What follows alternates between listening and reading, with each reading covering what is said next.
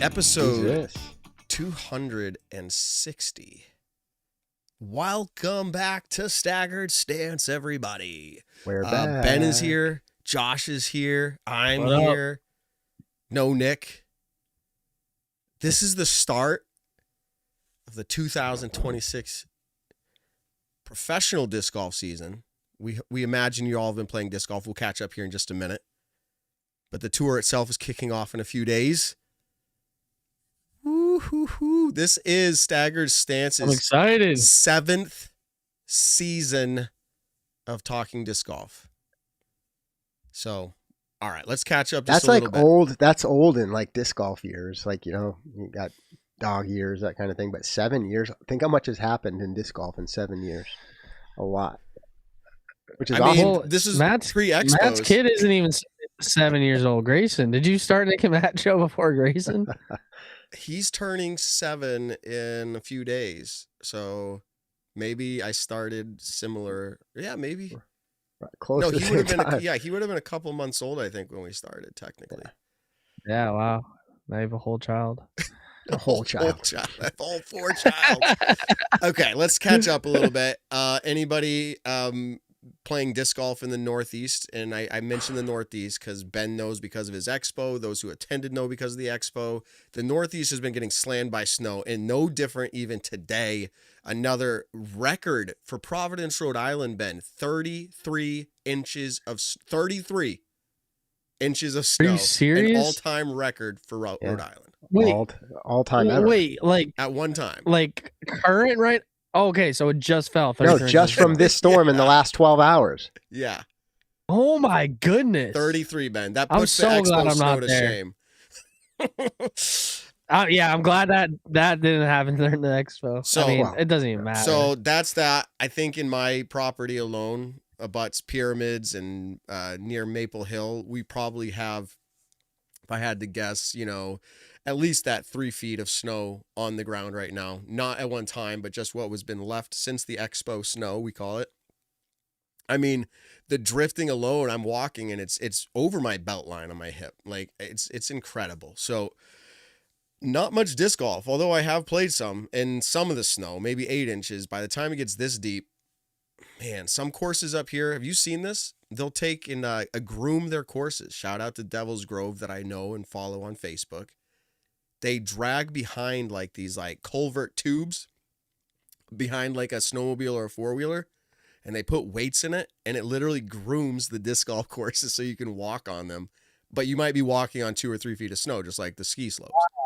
okay, so it like packs it down. Yeah. That's pretty cool. Yeah. So it's like a ski slope when you're going and they're like, hey, there's like 80 inches of snow here. And you're like, wow, that's pretty deep. Same thing on the course. But anyways, not much disc golf going on. And well, I have to preface that. I see people out my office window. I see people playing Pyramids. But yesterday to get it in before this next dump of snow that just happened.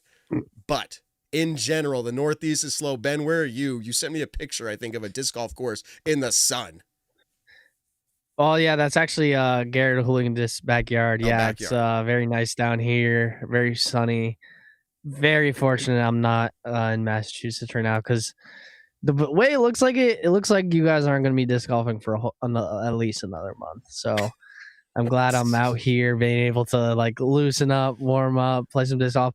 I've played 2 flex rounds here so far. Obviously, I don't have much time with the Disc Golf Expo, Disc South coming up next weekend. The forecast but I for played Disc South is 81 degrees and 78 degrees. That's really different than Disc East. So yeah, exactly. But yeah, I played 2 flexes here, and I shot 950 both rounds. So I'm hoping Nice. it's a new leaf for me that I can actually get good at disc golf finally. So we'll see. What got better? What's making the difference? What got better is last year was first of all the worst year at disc golf for me ever. Like I feel like I was like worse last year than I ever have been. Like I was probably better like 2 years ago than last year. I don't know. Just like obviously you guys all know me. I'm super obsessive of form. And I think I've just gotten to the point where I like there's nothing new for me to try, and I'm just using what works and not thinking about it on the course. So that's been helping. And biggest thing is honestly, like I'm still a bad putter, but I'm getting better so I'm becoming a mediocre putter. Like I hit some good putts the other day, and so it's a combination of just not thinking about form on the course because I've just been comfortable with what I got right now, and making some solid putts. So and that's why it's 950, not 1,000, because I still mess up a lot. That's a whole conversation. The difference between 950 and 1,000 is they're hitting everything and they're not laying up anything realistic. Well, 1,000, I guess. Maybe 1,000. Well, that's but like anything over 1,000, you're not really laying up and you're hitting everything. No, the margins get so much incredibly tight, which is when you look at somebody like Gannon at 1059. Yeah. I know we're just talking numbers, but the difference between 10, you said 950 and 1,000, 1,000 and 1,020, and then 1,059 is just really like, it's kind of absurd. Which is why we like watching and rooting for the Pro Tour. These MPO, FPO. Yeah, it makes no sense. Incredible talent. So it makes no sense to me that I can watch Gannon shoot 13 down, 16 down at Brewster Ridge, Fox Run Golds, and my best on Maple Hill Reds is 11 down, and that course is a million times easier. So it just doesn't. It boggles my mind. But this has always been a conversation. If we bring Gannon to the red course, and he plays reds. I'm kind of curious. I know they're not in play when he comes out, but like people, I don't know. I'd be curious because I don't know how many people are going to shoot 14. Sure. Yeah. Is Gannon going to do 14 down this first attempt on reds at Maple? That's the short course, everybody. It's the family-friendly course. There is a video on my channel where him and Luke try to shoot 18 doubles and they don't get it. Right. On red? Yeah. Yes. Yeah. So, like, I guess my point is the compression, Ben. So you shoot 11 down. I'm like, that's actually pretty good. That's pretty good on reds. I mean, it's not like you'd think it's so easy. Every hole's birdieable, and it is. But, like, still to do it, that's a whole thing. And so this brings it full back around. When we're picking for pop, drop, lock, literally nowadays, and this is what we always thought 7 seasons ago, I said, eventually you're going to be like, these top 10 could win, or these top 5, and it's top 10, then it's top 20, then it's top 40. And, like, it's kind of still true that it's growing, but what's happening is it's getting harder to pick who's going to win because it's getting down to those narrow, the details of did that putt stick in or fall out? Like, and you'd say that's what golf is, but the margins are getting so much tighter, like so much tighter. Yeah. You have to be on your game 100%. And I know that was true last year and the year before, but like, that's the reality now. If Gannon's missing, if Gannon has a putt fall out, someone else has the best week of their life. That's how you win. So we're excited to see what's going on. It is. And I know we're focused on MPO here, but since we're just chattering, but like Gannon is so good that if he has his best weekend, nobody can beat him. At least that's what it feels like. No. At least that's what it feels like. And it's probably true. Hold up. If AB has his best weekend ever, you're telling me that his ceiling is lower than Gannon's? We're saying best. I'm saying if the whole MPO field, if they all like hypothetically played at their ceiling, all of them, their best, I think Gannon wins the tournament. Oh my goodness, what a topic! Is there anybody else? I mean, like obviously, like it's a hypothetical, so you're making it up. But that's he's the highest rated, so I don't think it's that crazy of a take. I mean, but we're not saying who's. You're saying best. So what I'm trying to say is rating is more of an average. I'm saying skill level. Yeah. So you're saying like Gannon in every way is more skilled. I think if you count every single skill, I think he comes out on top. See, circle 1, circle 2 putting. Yeah. Yeah. The distance. This comes back to the ability Kristen to scramble, Lott. the mental game, the experience. This comes back to my Kristen Lott take, and people are like, here we go again, 2026. She's not even playing anymore, Matt. But this was the topic. Now, I know she's not playing. I have no satisfaction in that at all. But this was always my take. Her at her best weekend versus Paige or Holland Handley at their best weekend. In my opinion, Kristen was not winning because she was the most talented player in the field. She was the best disc golfer. That's my take. And I know that sounds very similar, But like if you do the same question, who at their best, like their skill levels, talent, highest ceiling, who's going to play better? I don't think it's Kristen in that case. And this isn't, we don't need to go down that road. But my point is, I think it's an interesting thing to go back and forth on that topic, because you can be a good or better disc golfer than the field the majority of the time, but not necessarily be the most skilled at the top ceiling. And I think this is part of my take.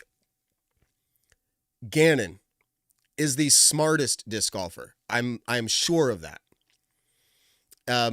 He just in one conversation alone, and I've had many with him, one conversation where he said, essentially, if I can figure out on this hole, throwing a shot that gives me a 0.1 stroke benefit, I'm just making numbers up here, but essentially saying like 0.1 stroke better benefit. He goes, over the course of 6 holes or 8 holes, that would lead to maybe a stroke on average better than everybody else. And over the course, you need 1 stroke to beat the people at their best. And he's playing these games of every shot. What gives me the biggest, opportunity, even though it might not look like anything, it ends up averaging out that way. And so he's the smartest. And so I'm convinced when you put everything together with his skill and that, I guess if we combine everything, then yeah, at his best, mentally, ability, and gameplay, I guess I can buy into that. But like, if you're just talking raw natural talent, I feel like there's a lot of people that can keep up with his throws. Yeah. Well, right. That's all I'm trying to say. That's where you can. Yeah. Right. And I'm saying if you take everything into account, which is what you just said, that he comes out ahead. But like, so here's a question: who's second place?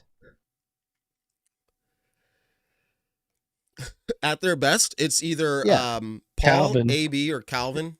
Paul, AB, or Calvin, probably. Ricky. Unfortunately, when he's at his best, the question is right now. I'm saying right now what we think we know, right? We're obviously speculating. None of us know how it'll play out. But because the reason why I asked that is like, so whoever's second, so say Calvin. What is it then that differentiates Gannon from Calvin? Because if you're saying at the best, Gannon comes out ahead. But like, why? I'd say putting.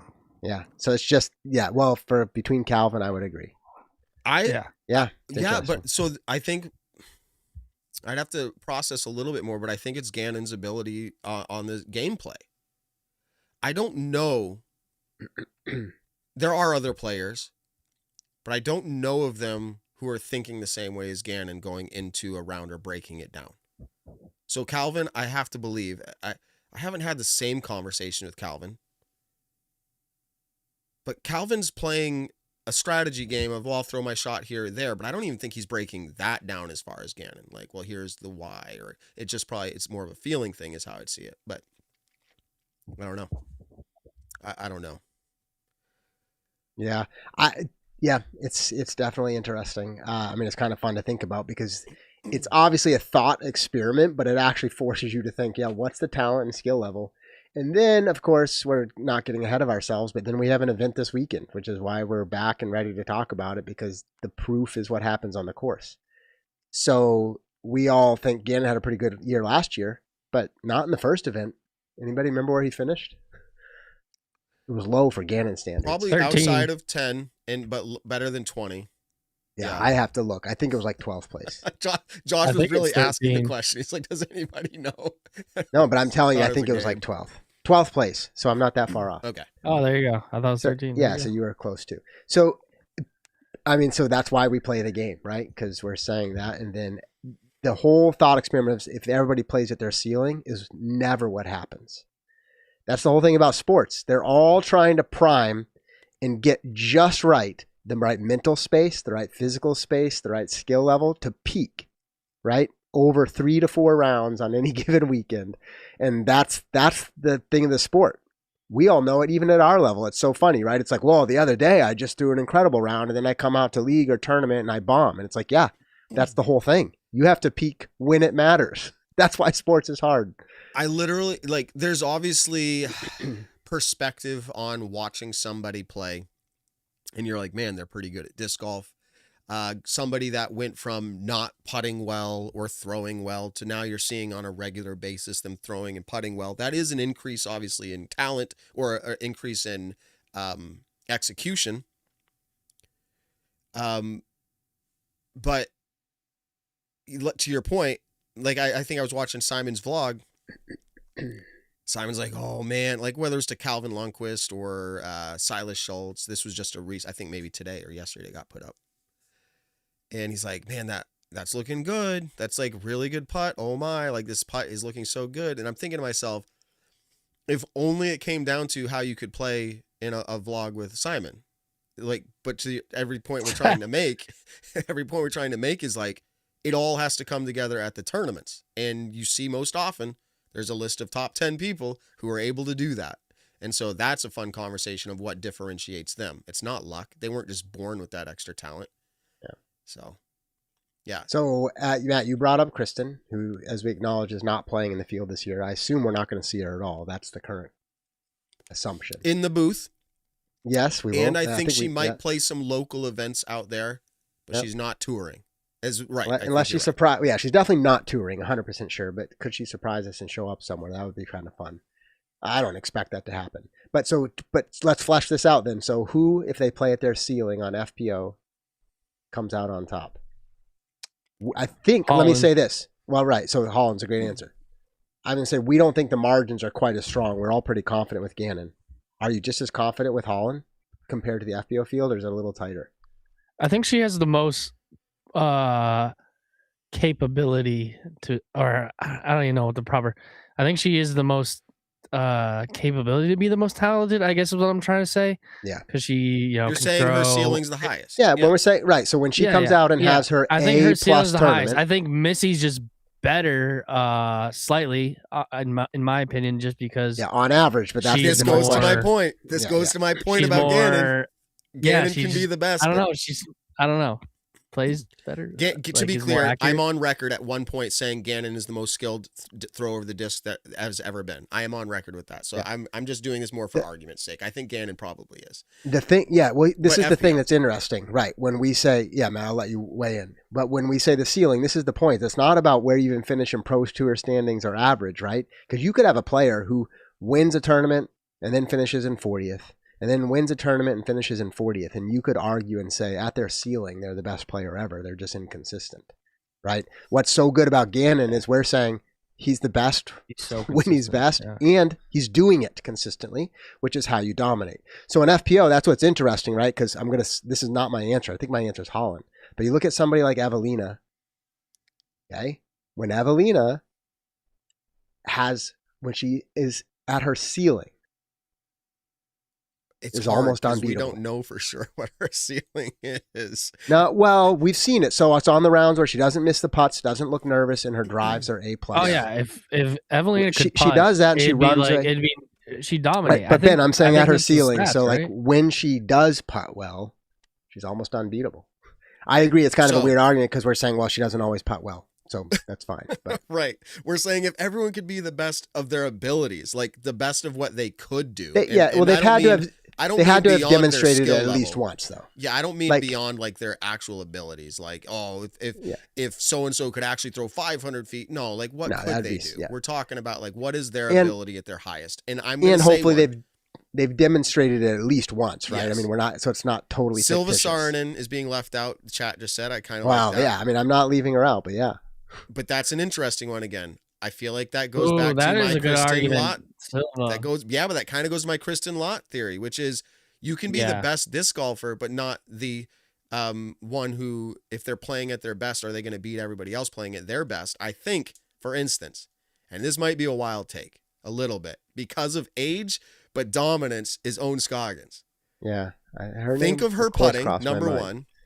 And when she is on throwing, she is placing the disc exactly where it needs to be in a fairway. She may not throw the farthest, but you're going to have a hard time beating her when she's playing her best. Agreed. And she's demonstrated there's a couple other players in the field. If they also play their best, they beat Owen. That's just like, in other words, Owen is more the consistent at the top. And so she forces those players to not have any like mess ups. But if those other players don't have mess ups, they beat her. Like that's just because like pretty much every time, right? I don't know if they play. This is my take, and maybe I'm crazy for this, but think of this: So let's put Paige Pierce or Silva up there. I'm not even sure if Silva. Let's put Evelina up there. Because of distance, I'm thinking who can outperform Own in distance. Almost not everybody. There's at least 5 people on tour, at least. And then you have others further down that are really good with distance, but not in the top 10. So there are players who can outperform her, right? But in all seriousness, are there players at their best who are outperforming Own on putting? What do you think?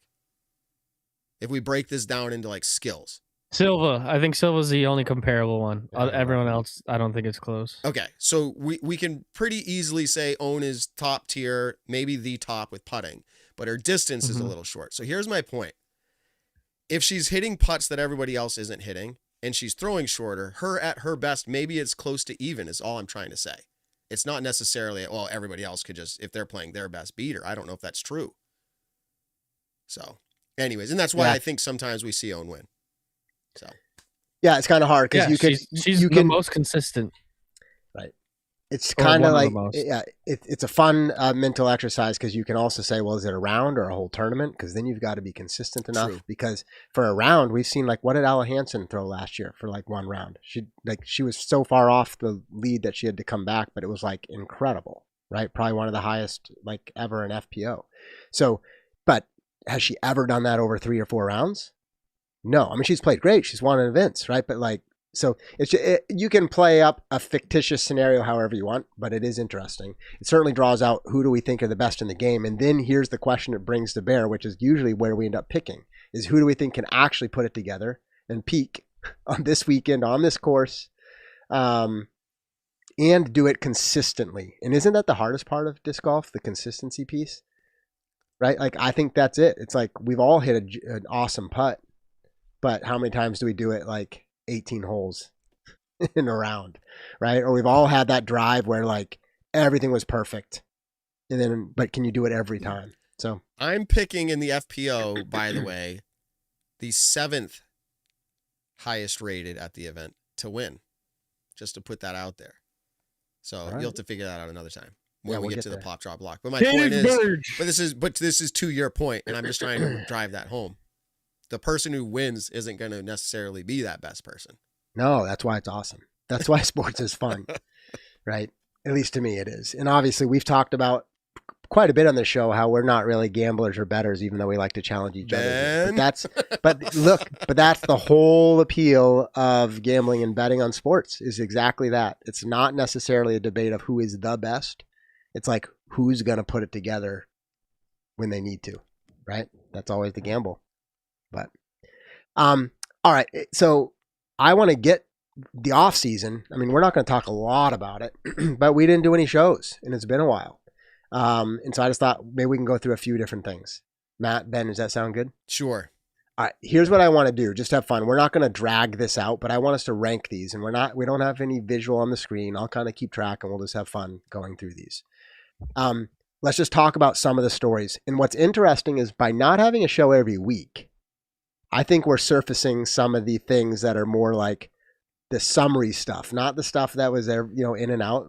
Believe me, I still consume disc golf content and media and stories, but that's the nature of disc golf. Some stories pop up one week and you never talk about them again. But can I just say it's been a nice off season for us? We've never done that in 6 years of this podcast. And I will say it was nice not having to come up with stuff that was like, oh, we got to make this a story or we got to make this bigger than it is. And it was a fruitful off season. Yeah. By fruitful. Oh yeah. By fruitful, Ben. Yes. So a lot of things up our sleeve. Yeah. I'll talk about that at some point. I'm going to be launching a business, a disc golf business, specifically a product or a few products, not a new, market.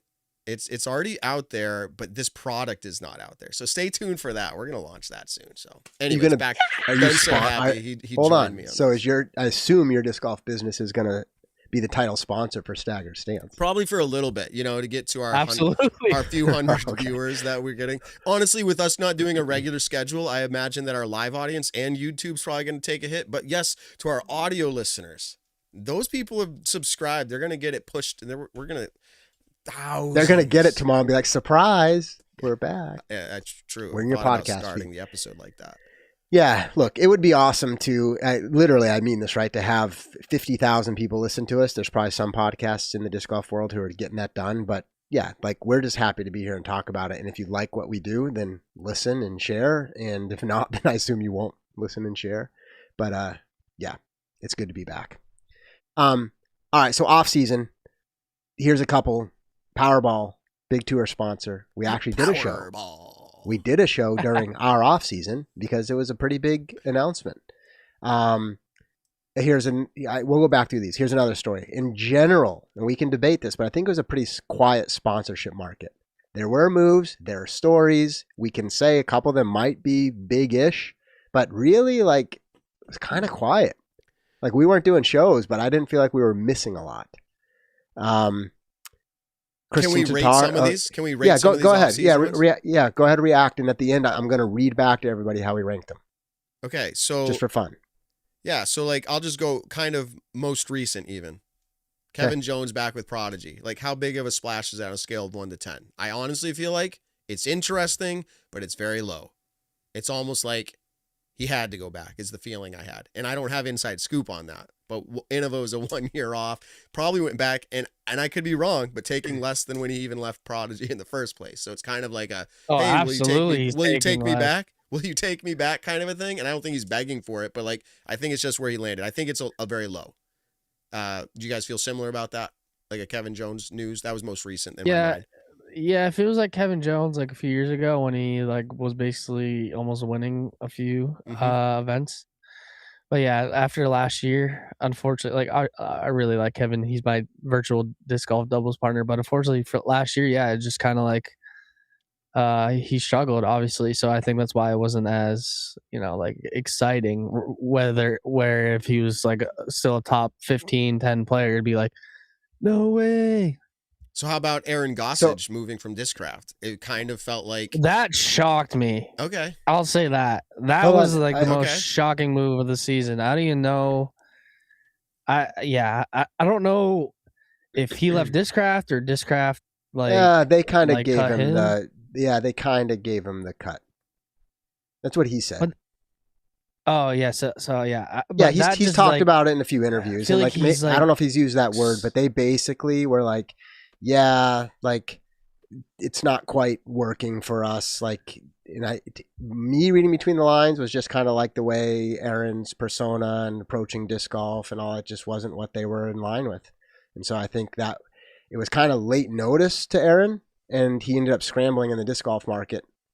Well, yeah, that's I'm shocked. It feels to me like Luka Doncic being traded away from the Mavs. Like I know Aaron Gossage isn't like superstar. He's won a bunch, but like best player to not have a win for sure. Yes, almost no argument. I think that potential to like where he's like played very good, been very consistent, and is on and has a good consistent social media following. That's why I was mostly surprised. Would you rather win one pro tour, or for 10 years of your disc golf career get top 3s, top 2s like regularly?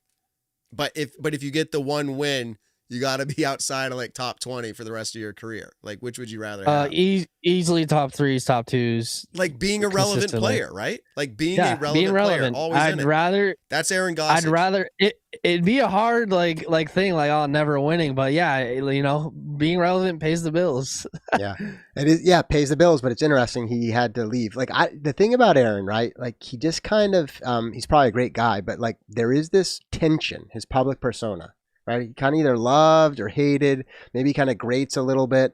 Right, obviously we know what happened on the Pro Tour Championship. To me, that's just kind of in the gameplay. I mean, it didn't look good, but it's not like it was a problem, right? But then remember, there were like kind of other comments he's made on videos. He critiques a lot, which again is like part of what people like about him. Okay, but I'm just saying, if you're a manufacturer, you have to at some point say, do I feel like there's a risk here? Like at some point. Is it just like not worth the return? That's the case. That's what I think is the case. Say what you think is the case, Ben. Wait, are you saying risk that Aaron's going to say something outlandish and then is going to look bad on Discraft? That I just think his overall persona and vibe they don't really want to have that. Oh wow, no, I really don't see that at all. The case is I don't know. That's what I'm saying. That's why my mind is blown. Like When I I've feel like heard if I had interviews, Aaron Gossage, I'd want to keep him as maybe if it. Here's the thing: if it came down to money, then that's one thing. If Aaron's like, hey, I was, I've been very close. I'm very consistent. I'm top whatever 20. He's at least top 20, probably top 15 player on tour. I'd like more. And obviously, disc golf now, like people were getting cut from the disc golf elite team. A bunch of people are getting just cut their salary just because it's a struggle.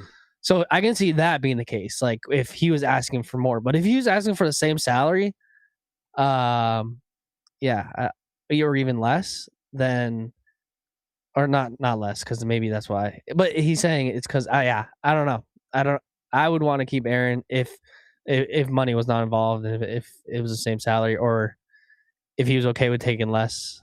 Yeah, there's only 10 people rated better than Aaron Gossage on tour. 10 people. Yeah. It doesn't mean he's a top 10 player per our earlier conversation, but he's there. And that's what my point to you, Ben. Which would you rather? And I think being relevant, he's gone to playoffs. He's almost won. He's so close. Again, I would put him in that close to that top 10, top 15, like you said. And he has such a good brand. I've always wanted in my life, like if I was a wrestler, what would my shtick be? And like people chatting, like it's the coolest thing when Aaron gets up to the thing and everyone's like, Goose.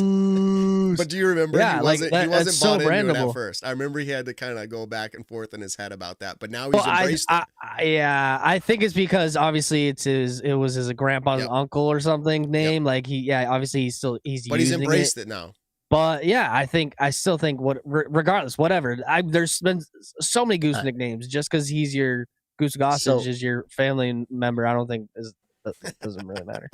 So there's so much, like, look, we've been on the inside and outside of conversations, and so I kind of hate truly speculating. However, Ben, like, whether you heard it or not, there was definitely an interview where Aaron more or less talked about, not specifics, but he said, yeah, I didn't hear it. He said there was misalignment between him and Discraft, and they had to have multiple conversations, and they both had issues, and they agreed the partnership was not in their best interest. It wasn't a money thing. Okay. And Discraft asked him to seek out a sponsor. They basically said, like, we think you need to go elsewhere. And that was really late in the season. He didn't see it coming. And that's when he all of a sudden had to scramble. Okay, so it might be like they were butting heads on something, not money related. And to me, I'm saying butting heads on just kind of his approach, and like even after the Pro Tour Championship, just kind of being like, hey, like we're not looking to get like this kind of potential risk in press. That part is me speculating. And by the way, he still said he left on good terms. I don't think like him and Bob and who's the new tour manager there? Why am I pulling a not tour, the team manager, Wes? Like I don't think they're like there's no like malice. I don't think it was like that. I think it was just like we're not aligned anymore.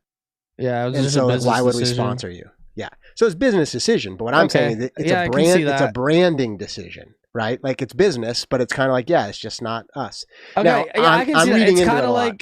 It's kind of like when an NBA team trades away like their old star player for like a bag of chips because they just don't want. Like they just know it's not going to work. James Harden gets traded all the time, and teams trade him for like a second round pick and like a decent guy. It's just because it's like we'd rather have him not here than So we'll see because he's not good for the team. And at the end of the day, of course, there is still money involved, and so it could be lots of factors. So I don't think anybody was like mad at anybody, but look, Aaron Gossage in normal scenario is not getting surprised late in the season that his sponsor doesn't want to keep him. So clearly something's not great, right? You know what I mean? Like he wasn't out there like shopping. He wasn't shopping until Discraft told him he needed to go elsewhere. Well, kudos to MVP for picking up. I think that's a great pickup, and I think it'll be exciting to see how it plays out. Team MVP is I mean, their team's solid.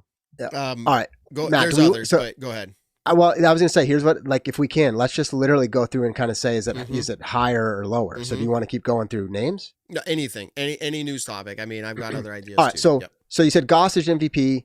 Kevin Jones is obviously below that. The Powerball announcement, where's that? Is it higher than Gossage or below?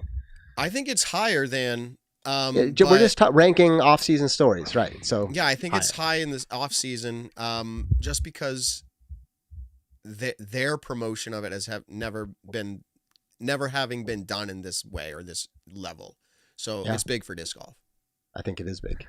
I agree. Yeah. I think it is bigger news just because it's something unique we've never seen. No one's ever presented the tour, and we see players signing all the time. So I think that's why. Yep. I'd get my vote. All right. What about Disc Golf Network commentary? So first of all, we've lost some names. Oh yeah, that was crazy. Then there was all the drama about we lost names, but then in reality they're probably back on the schedule at various points. We're talking Terry Miller, but Ian, other people in, other people out, and then Kristen in. So the point is just Disc Golf Network commentary. Look, it's so funny to even put that on our list, but like, where do you rank that? Like, is that below Gossage and Kevin Jones? Or listen, I think it's above. yeah. Listen, we talk disc golf. We're integrated into friendships with people who are at the highest level, business partnerships at the highest level. Like, if you want to eat, sleep, disc golf, when you ask that question, it's like, that's the most like nerdy disc golf question there is my point. Like, I know, and that's why it's funny when Ben's like, I think it's higher. But I had to preface it with like, that's who Ben is though. Like, we're all in this like deep integrated level where it kind of makes it seem that way. But like, if you just think of disc golf from the average disc golfer, probably the people that aren't even just listening to our show, they're probably not even listening to our show. The average disc golfer, if we're being honest, the average disc golfer doesn't have a clue and doesn't care. So yeah, but if you're talking like, yeah, go ahead. No, but so I understand what you're saying, but that's why they listen to us, because we're bringing them the topic that they didn't know or care about. We're like, look, pay attention this year. It's interesting. Well, I think hearing Kristen on the mic, I'm going to be Sorry. intrigued to hear how that plays out. What's up, hooligan? What up, hooligan? They said. I think the commentary storyline is big just because of how it played out with Ian going on Reddit, basically bashing the Pro Tour, and then Terry not necessarily bashing, but just being like, yeah, they just don't want me out there. I'm gonna do 0. So it was kind of like a shock. So that's why I think it's a storyline, because it was something we didn't see coming. Where I don't know. I think that's why. But Kristen is cool. I'm excited to. I'm just intrigued. I don't actually know. Like, I think Kristen will have incredible insights to offer, but I don't actually know like how she'll like flow in disc golf commentary. But somebody like that, here's the thing, because she will add so much insight and value, that alone will win out. You know what I mean? It's like she doesn't have to actually be like the best, like smoothest commentator, which she might be that too.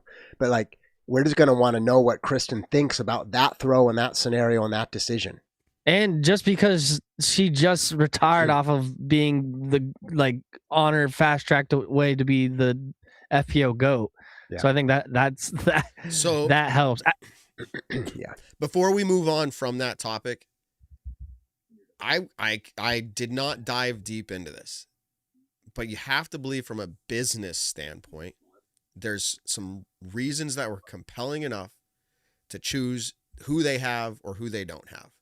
And I would like to think, and I could be wrong, politics plays into everything. I don't mean government politics. I mean politics of like who you're working with, how you're working with, friendships, etc. Some of that is probably in there. You'd be naive to not think that, but a lot of it probably made sense economically. So you say something like a Nate Perkins, like maybe he's still hitting the tour, right? Like he's going to all the events, whether he's playing them or not. That's one thing, but like he's there.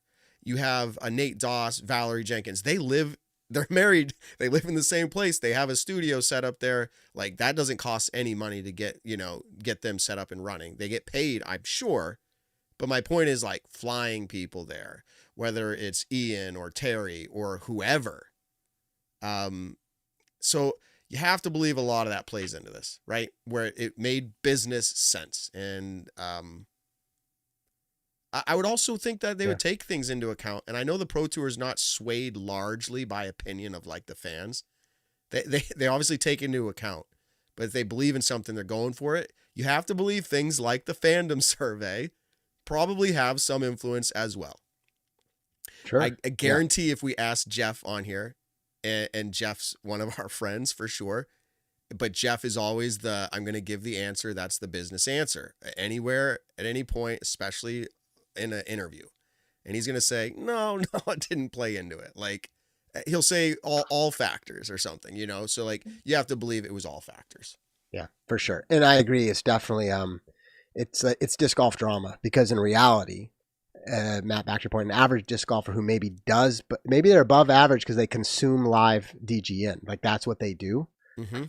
Like there's some of them that could care less about that. They just don't get caught up in the drama. It's like, well, who's announcing? Great, cool. Like, do you have any critique on who's better or worse? Like, what are we all like sophisticated, like commentary? Like, yeah, it's just like watch the golf. Yeah, watch the golf and enjoy it. So I agree. I bring it up though because it was disc golf news in the off season. That's all. I guess why I say that about the average disc golfer, because the funny thing is the average disc golfer is probably not listening to us either. Is my point, right? So like our audience is people that want to hear this stuff, but the average disc golfer is not really going to be affected by that, but every disc golfer, in my opinion, will be affected by something like a Powerball, whether they know it or not. That stuff ripples throughout like everything. And I think it's going to grow the sport. And so technically they will be affected by Which is why I think we're still saying Powerball is our top off-season story. Right. All right, maybe just a few more. And I'm not suggesting they're big or little. Let's decide. Prodigy Europe sold. Is this a big deal? Do you care? Is this like super nerd conversation? I don't think it's that big a deal. I didn't even understand really what was going on. To be honest, I know Seppo Payu left. Yeah, Ben, this goes back probably before you, but when Prodigy was announced and launched, like eventually over time, like long story short, Seppo Payu and his family were part owners of Prodigy in the Europe side. And so like eventually that's when Sepp was like, hey, I'm going to go work Prodigy. I'm going to quit disc golf, but keep working in there. And so like when this happens, to me, that's why if you're super integrated, if you're friends with Seppo, if you're friends with Will Schustrig and Prodigy, if you're like those things, it's going to sound like a bigger deal. Like if you were working for them, you'd be like, oh my goodness, you hear what's happening or this or that. But like in disc golf sense, not a big deal. No, and the only reason I guess I didn't even realize he was even working for them, honestly. Like, I know owned it. That's very noob of me to say, but I didn't. It's okay. Yeah. This is how big of a deal it is, Ben. You didn't know. Yeah, and I'm agreeing. We needed something to be on the bottom of the list. So, right? So, but by the way, I'm more interested, not so much because it's like, but just like on the business landscape of disc golf, like what's happening, right? Like, does that mean anything? And if all it means is Seppo doesn't really want to be involved anymore, then cool, right? But if there's more like, kind of, mergers and acquisitions and consolidation happening, that's intriguing, right? And then, by the way, the European market itself, like Discraft and others they're trying to make a push and get into that space more. So I think it's actually interesting. And by the way, kind of cool. So like Seppo and his family, they're going to receive like some percentage of sales as Power Grip moves forward with it for the next 5 years. So they're still going to get income from the sale, even though he can go off and do other things. So anyway, any other big sponsorship news that you want to put on the list? Like, for example, Chris Clemens back to DD, Anniken Steen to Latitude, Corey Ellis to RPM. Yeah, and Silas Schultz also. MVP. Yeah. Anakin with Latitude, again, maybe I need to ramp up my disc golf knowledge coming into the season, but she was not open bag, but right? She wasn't like I need to look it up now that you're asking. Pretty sure not. Yeah. I want to say I can't even remember. Right. I can't even remember what it is off the hand. It was some European brand. She had a bag sponsor and this and that. So when I heard Latitude, I thought to myself, oh, she's finally like taking a disc golf sponsorship from a manufacturer. Not that she wouldn't have, but like to me, it was a new thing. Not a big deal though. Yeah. Well, right. But it is interesting because she's like a winner on the Pro Tour. And right? She's showing up to this event from Europe. Who else? Yeah. FPO from Europe is my point. I guess she was with Castoplast, and I don't know how closed or open bag Castoplast sponsorships are. But. Am I missing? I don't think there's any. Oh, Eva Litsenko, she's not. No, she's not. You're talking about European names? Yeah, it sounded European. Yeah, well, I would say Anakin, in my opinion, so I'm sure I'll offend somebody, was the biggest European player to have a new sponsorship. There were renewals and all that. No, but like I to mean have a new sponsorship. Yeah, no, that's true. But I'm also saying, as far as like this first event, Supreme Flight Open, she's the only European player. I'm pretty sure. All right, yeah. Well, yeah. So like my point is, she's doing that. Oh no, there's Ida from Norway. So two Norwegians. But my point is, like, maybe cool. Anakin. It seems like she's had ramped up where she was like, I'm taking disc golf to the next level for her, and then her being here at the first event, one of only now I guess two. To me, it kind of maybe we're gonna see something out of her. So put that on check a box next to that, and let's look out for her. She had decent seasons, but maybe this is gonna push her to the next level. Yeah. Yep. Certainly. Yeah, I think it's interesting. And those other names, I already rattled them off, stand out, like Silas Schultz, obviously. Kind of a well-known player, probably. I mean, he's certainly performed well at various events. Like, he's a great talent, but also known a lot just for his social media presence and kind of the quality, what he pushes out there. So that's a big change. Interesting. Moving to MVP.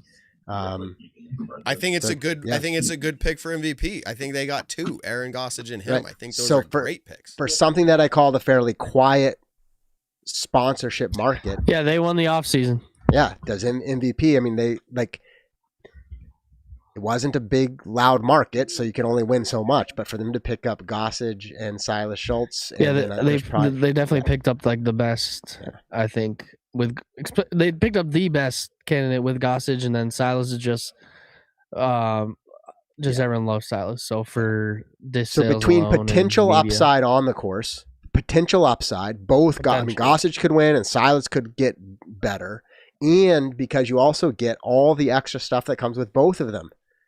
Right, Gossage all over YouTube and Silas pumping out great social media content. Like how can you argue otherwise? So good to them. Doesn't necessarily mean they've got the strongest team, but the strongest offseason. Just for fun, and I know disc golf's in a very different place. $1 million contracts are not a thing anymore, at least for now. But if we were to play a game, plus or minus how much are these players making? Silas Schultz, less than $30,000. What do you think? Oh, less or more? I haven't paid that close attention to the amounts. But I mean, I guess just for fun. I'd say so in today's climate. You're saying I think more or less? I'm saying less. Right on. I think if you're outside the top, if you're outside the top 20, I think everyone's making less than 30,000 on salary. Maybe on salary. Yeah, obviously bonuses and disc sales. There's all that, but even top 15, I think people are making less than 30,000. If I were to guess, if I were to put my money on it, I would have guessed that there's there's the Gannon, the Simon, Paul Macbeth. But then you get to the people like Marweed, who's been really good and is up there, and then I can't see him making more than $30K salary, or I don't know who else. Yeah, and a lot of upside on potential bonus, which is hard for somebody like Marweed if he's not getting a win, right? But that's how he played great last year. So. Oh yeah, good years, but hey, rewind 5 years. Can you imagine we would have said MVP has Simon Lizotte, Eagle McMahon, Aaron Gossage, Silva Saarinen, who 5 years ago we wouldn't have cared, Jeremy Coley, and then James Conrad. It'd be weird. It's kind of, so it's pretty cool to see the ascension of a manufacturer like that. It is totally changed. Matt, rewind 10 years ago, nothing, right? It's hard for manufacturers to make a real splash and move up. We see a lot of people try, right, and starting these new companies. So kudos to them for really being holy cow, 10 years ago. Success story. Yeah, it was a different world, obviously. I don't actually know when MVP started, so I'm just kind of throwing out that date. But they weren't a part of my disc golf ecosystem. If they existed, it was this new company who does this weird thing. But no longer. No longer. Yeah, I think 2014, 15, I don't know, around there. I don't really know if they start. 2010. All right. So it is more than 10 years ago, but that's my point, is I don't think they were a big thing. I mean, they weren't. I mean, their biggest, that's why they have like Raven Newson, Trevin Crow, and all of them still, because those were that was their The OG elite team, pro team. yeah, and before James Conrad and all that. Yep. No, definitely cool. All right. Any other off-season news? Like, let me give you things that maybe even aren't worth talking about a lot. Although, actually, I'm going to ask you a question. So we discussed and announced the rules changes. Some of it's interesting. Some of it's kind of a yawner. Like, I even think we have a show where we kind of felt that way. I was like, that was too much talk on rules. Okay. So we can acknowledge that. So this is kind of my question is like, do we care, and are we watching for anything this year? Because there are new rules that will be in effect this weekend. We won't care until something happens. We know that there's been all different opinions on this, and the Foundation podcast family has had their opinions, and Brody has had his strong opinions on he doesn't think things will change. But then you have player committees, if you will, saying obviously things this will make things better. This will change it. I'm more likely to enforce rules if these are in play. So you have different sides of it. And you got to kind of go by, the proof's in the pudding. Let's see what happens. But, for instance, the new rule, right, where you get more time if you're off the fairway by 15 seconds to make a shot. That's essentially how the rule plays. And if you're on the fairway, as in you're putting or you're driving from the tee pad, you don't get that extra 15 seconds. That's kind of me really summarizing it. But something like that, you're not going to really notice it. The difference will be that players are...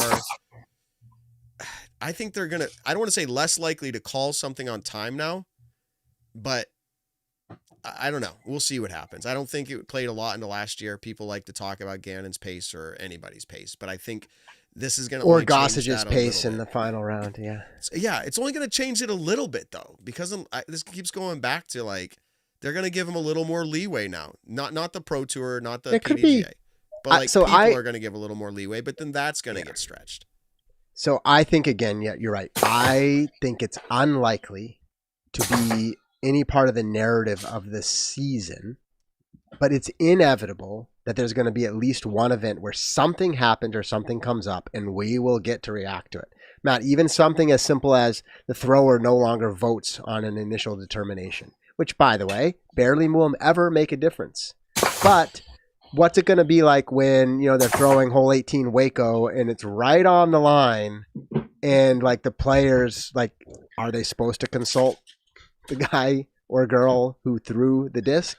They're not part of the voting, right? So can they still lobby the group? So again, do I think it's a big deal? No. I just think it'll be interesting to see how it plays out. Yes, the timing stuff, all of that. But yeah, I don't know. To me, probably not much of a story, but I guess it'll be something to kind of watch for. I bet you most of the players could care less, and they're just wanting to play disc golf. So, I don't think it's on their mind, for better or worse. Yeah. I think we've been hearing in the microphone there, Ben's in a hot stamping station. I know, I love it. That's like raw disc golf. I realized, I was like, wait, could you guys hear that? Yeah, I just muted myself. It wasn't no, terrible, I'm just saying it feels like we're authentic disc golf show. Yeah, I'm in hooligan disc warehouse. Look, Gary. Are they gonna be yeah? Are they gonna be ooh, hey, so in 5 or 10 years, are we gonna be talking about their disc golf team? Yeah, I mean, they're doing everything right. They have some incredible molds. Their cash is generally one of the best, overstable putters to throw, straight and to wins. Hey, is he always? He just released a new mold, the rope. So that's what he's stamping up right now. About to go live and whatnot. Is he always working at 7 p.m. at night? Well, it's 6 p.m. here, but. Oh, no. No. Yeah, you're right. I accounted for your time zone. Okay. Yeah. It's 6:56 p.m. here. But yeah, basically, I don't know. We call it entrepreneur hour. On these expos, I've been working from 7 p.m. to 11 p.m. sometimes. I don't know why. It's just That's sometimes I just get us. I learned it today. I listened to a podcast. You have a chronotype that's called bear. Or no, What? no, not bear. It's What wolf. are we saying? Bear! Chronotype. You're a wolf. Go look up chronotype wolf. That's who you are. That's all there is to that. Yeah, he's like, I just feel inspired. Like I just want to get it Mhm. done tonight, and Yep. you know, and then I could. Are you an just early grind and riser, work. Ben? Are you like I'm up at No. like 5 a.m. every day? No. See, you're a No. wolf. My wife and other people who like to get up early are lions. You can look up chronotype. It's interesting, and like, Are you a wolf? yeah, I'm definitely wolf. Like, Josh is definitely man will he's a hike bear. Mount Vesuvius just for fun. That sounds fun. Josh, do you work best between 9 to 5? You wake up 7:30, 8 o'clock easily every day. Yeah, Go to pretty bed much. pretty average. You know, Yeah. 9, 10 o'clock every day. Yes. he's the bear. Anyways, off topic. That's the best part about this show. Wait, but which one is Ben? Which Uh, one is he? I said he's a wolf. If you look up Oh, okay. chronotype, sleep. Yeah, I early type- am. I was looking at it, and I thought you said he's the bear, and I read it, and I'm like, there's no way. Well, that's what I said at first. I was wrong. Oh. That's 55% yeah, of people are in bear yeah. category. All right. Ideal sleep hours says- for peak productivity. Hold on. It says if you're a wolf, you likely struggle with traditional 9 to 5 schedules. Yeah, I do. I told you. I mean, I've never done a 9 to 5 in my life, but that's the reason I've started business, because I would have hated it. We should start classifying the pro disc golfers like in these chronotypes. I don't know much about them. I feel Missy like, Gannon is definitely early riser. She's She the one is? person I know that will practice around at like 7 a.m. okay. on the dot. Yeah, They wake I up don't and they're prefer. ready to I don't go. prefer to be up early doing things, but I'm absolutely willing to if it has to happen. Like no problem. Yeah, Like, but I'll that's get up not and- necessarily your sleep type. That No, means like yeah. you're getting things done that you want to get That's done. why I said Yeah. like I'm a bear from a sleep standpoint. My All right, most this is fun. efficient self starts my most efficient person. Like I'm definitely afternoon, and sometimes I'll run into 3 or 4 o'clock, and I'm like, yeah, I'm ready to go now, and I could work till late night, and that's when I feel most efficient. It's wild. So we all have difference. I don't want to say genetic, but it's something. It is not just like nurture, if you will. There is something predisposed in us to like the way our melatonin kicks in at different times. And anyways, Dude, Ben, I think it's just like I just enjoy like relaxing at night and don't want to go to bed and want to enjoy my free time and relaxation. And then I also love sleeping. So it's like I just want to be on my phone for 2 hours before bed, and then So I love I don't sleeping want to go to too. sleep. But then when I sleep, it's like, okay, I need my 8 hours, like, or else I'm Yes. gonna die. Yes, I love sleeping too. Ben, this is maybe personal, but is your wife a wolf, a lion, a bear? Well, that's the other thing that's Really? bad. She's like where the same as you?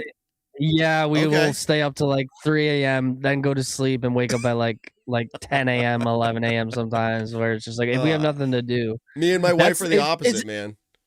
It's especially like that in the winter, where it's just like Yeah. like there's nothing to do, like, so might as well just like hang out. Yeah. Nope, I'm the opposite of my wife. In all ways, just about in every single way. It's wild. Okay, that was our little sidebar. Fun. I think topic. that's like So I think honestly, I think we covered off season stuff. So Okay. that we could have had 8 or 10 shows on those topics, but we consolidated it. Do you and want to so go I, like, into what's your- PDL? Yes, but before I just want to ask. So like, do you all feel the same as me though? In general, like I feel like we were grasping at straws to even bring up things big here, except for Powerball and Gossage MVP. To me, those were the two things on the top of the list for the off season. Yeah, it was a weird off. It was probably the weakest off season of all time. Brixton No, is I now shouldn't say selling that. disc golf Recently. pro tour cars. Oh no, that's what I'm saying. There's lots of little things news. here and there. There's lots of news, but like those things almost wouldn't even make news if there was like Yeah. real news happening. Anyway, so off season done. So yeah, we can transition and say like, where are we going from here? Now, PDL for the season or PDL for Supreme Play? For Supreme Flight, I think that's where Ah. we're going from here. right. It's been a while since I've hit buttons on here, so what am I missing? Oh, right. It's been a here. while since I Let's- made a pick. Let's give it a try. Let's see if this works. Okay, good start. Okay. It's working. It's not glitching. Hey, look at that. We kept Hooligan Discs up there at the sponsor. I guess that's honorary for Garrett, having been on the show tonight with the hot stamp. Oh, it's because he's taking care of he's Ben. releasing his ropes today, so maybe the winner will get a rope. And Just so Ben's happened. probably on his Wi-Fi, right? So like he's basically Yeah. Absolutely. Well, no, Ben, we didn't line him up to be sponsor of this episode, or segment. So we're gonna have to either figure that out or just like honor. Garrett, are you sponsoring Pop Drop Put him on Glock? the spot. He said, I don't know. I mean, you are this episode, so It's a free bonus. Tell him if he does, I'll wear this hat. Yeah. Josh says if you do, he'll wear the hooligan hat. Okay. We can talk. Or you can talk to him, Ben. But you'll notice this year a lot of things are different, and we don't even have a presenting sponsor, and that's by choice. And I just want to make that clear. Like, we did not shop around or try. We're saying let's go open bag. That's what all the players who go open bag Yeah, say, I said right? we're just going open bag. And we're on all purpose. like, yeah, sure. No, I mean, but it's but, hey, nice. No, it is true. However, just like we poke fun at a player who goes open bag who says they're doing it by choice, Matt, if somebody paid us like, $100,000, we wouldn't go open bag. So there is some line there, Yeah, probably. No, for sure. But I still think I've always had this take, and it's not like why is Brixton? Oh, you swapped the hat out, Josh. Brixton's but it's coming back. Well, is Brixton gonna sponsor this segment? That's what we got to do. Hooligan versus Brixton on this segment. We got to see who can highest bidder. I got a really awesome Brixton shirt at Disc East. Okay, Proud of that. I like we that. just shotgunned a whole bunch of different things there. But I don't even know what I was gonna say. Oh, open bag. I always thought to myself, I want so badly someone like Gannon or like Paul Macbeth, because Paul's going to have enough money in the bank. He's going to retire. Go open bag, dude. Like, just throw. It wouldn't make sense for him. He's got a line. Well, I mean, he could still do it, but he's got like a line with Discraft. But anyways, I want to see somebody just go out there and just slay. They're like, I'm so good. I don't need any of that. It's going to have to be someone that's well off, though. Okay. Here are picks. I don't think that Nick got him picks, but we could just make whatever his picks were the last event what they were tonight.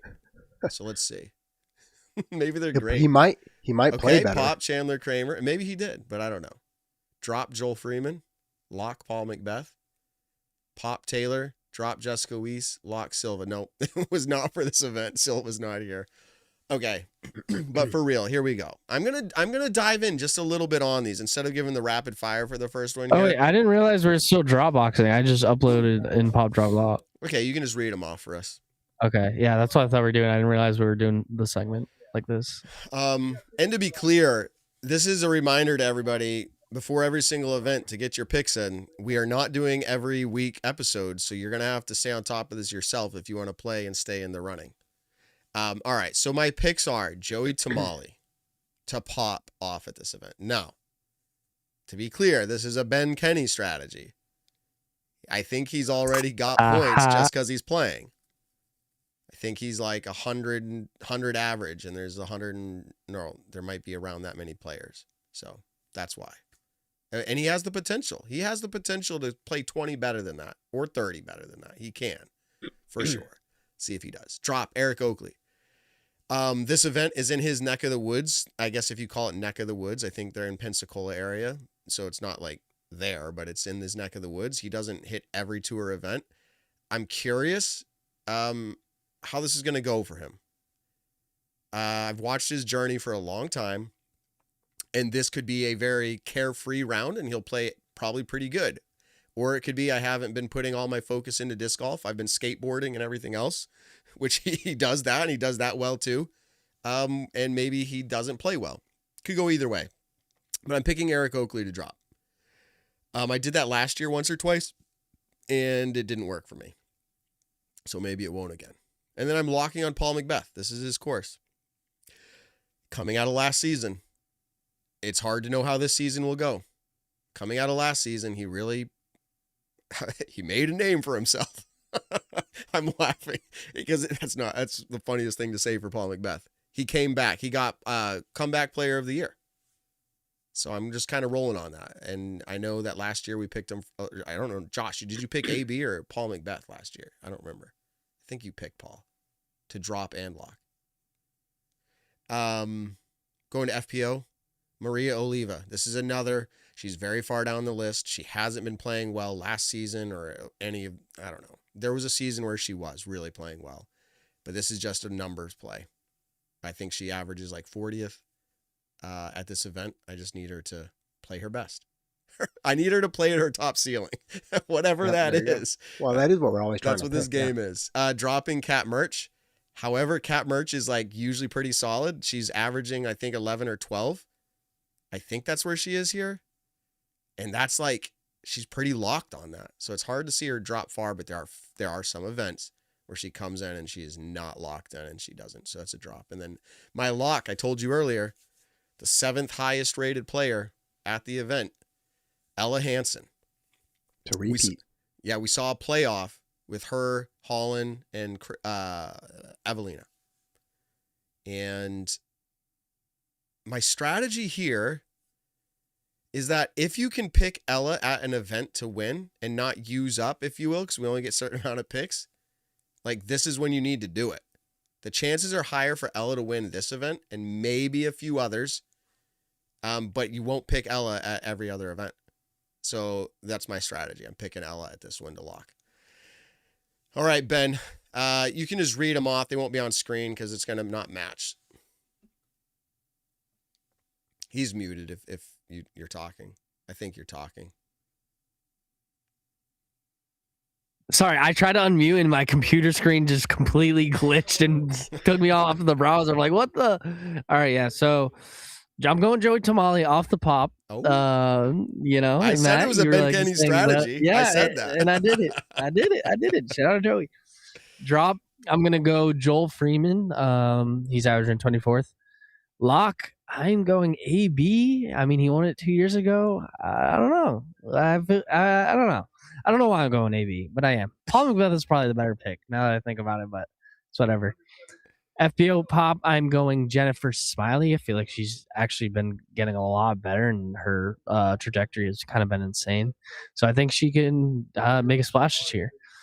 And then drop, I'm going Macy Veladiaz. And lock, I'm going to go with Ella Hansen as well, Matt. Come on. So we was it last year the playoff with Holland?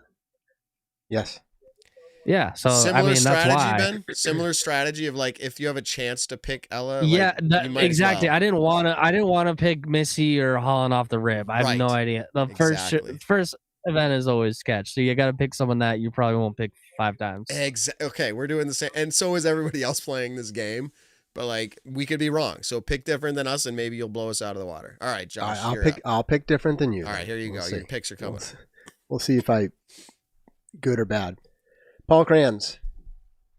So I think he played fairly well here last year, and I just think he's looking to get the season off to a hot start, and he averaged 31st, so he can do better than that. Drop Niklas, who I think will have a great season, and this is what this is. It was last year he bombed at this event, do you remember? And then he came out after that and cleaned everything up, and so I don't know, like playing that game, right? You got to say, can he drop and play worse? And I think he can. So we'll see what happens. And I'm picking Macbeth to lock. Likes the course, owns the course. All those reasons. A lot of good changes, interesting changes, but good. Yeah, looking forward to it. And then so to pop, somebody we already talked about earlier, Matt. You said one of the few Europeans over here. So Anniken, picking her to pop off at this event. I don't know. I think maybe she could pop off on the season. Just compared to where she's at. She's always seemed to take kind of sports and seriously and professionally. And, if you do that year after year, if you've got it, then you make it work. Missy Gannon to drop. This is the numbers game because, of course, Missy's a great player, but averaging 7th, I'm like, maybe she'll come out and stumble. Maybe not. But the most I can lose is 7 points. And then Holland Hanley to redeem her frustrations last year. And I talked to her for quite a while, actually, at Disc East. And obviously I would expect, this isn't a surprise to me, but she just seemed really focused and really relaxed and ready to go for the season. So hoping that plays out right out of the gate. Absolutely. So that's our picks. That's how the game's played. If you haven't done it before, visit popdroplock.com. If you don't have a username, just sign up. They'll send you an email to confirm your email, and then you'll be in. And you can figure it out. The rules are all posted up there. It's a fun game to play. We're happy to keep it going. Thanks to Dave Schreck, the guy who built this out for us. It was just an idea that I had. Nick thought it was really fun. And then I think, Ben, you got it. Anyways, we've grown it to a point where it's a lot of fun to play. So if you haven't, grab it. Weekly winners as well as season long. Now, don't have a prize to announce for season long, but there will be pride associated with that. And then as far as prizes go on the weekly, we got to figure that out too, because I don't know that we have that lined up, but we're going to have to figure that out. So, all right, Josh, where are we going? Can we talk a little bit about pop, drop, lock on the season? And maybe you all have not prepped that, and that's fine. I want to just talk about it then if you haven't prepped anything. These aren't official picks. Let's do it. This is, I'll try to track them for our own conversation purposes. But this is just saying, yeah, so for whatever their average finish was last year to what their average finishes this year. And I'm mostly interested in our pop picks. I'm not asking for drop. I mean, we can talk about it if you want, but I'm just saying who's going to pop off this season compared to last year. You're basically talking about most improved, at least when it comes to average finish places. So, have any of you already given thought, or do you want me to jump in? Let's just do MPO. I want to go with the local. It's local love. I want to go with Harry Chase. Ooh, that's a good one, I think. And it's local love because the reality is I know him. He's on my disc golf team. Like, obviously there's like, that's cool. And I'm sure there's other players who, if I knew them at the same level, I'd be like, yeah, this is going to be his year. But Harry, like, while he came out, he was so close to making, the Pro Tour. Wait, was it the Pro Tour finale? I think that's what he was so close. Yes. That MVP, yeah. He had all the drama playoff. at the kind of the playoff at MVP, and he thought he was in, and then he was out. I'm of the opinion, and this is probably true for everybody that's playing tour, but I'm of the opinion he should have been in by 10 places at least. So I think this year we're going to see a little bit more comfortability. He started showing up a little bit more halfway through the season, a little further. Like, he started playing well. I think that would be my pop pick is Harry Chase. And just to put this in perspective, he's 1,024 rated. He's probably somewhere in the 40th place or 45, somewhere in that window. I expect to see 35, 25. I mean, 25 would be great, but I still expect him to pop. Yeah, I'm just explaining.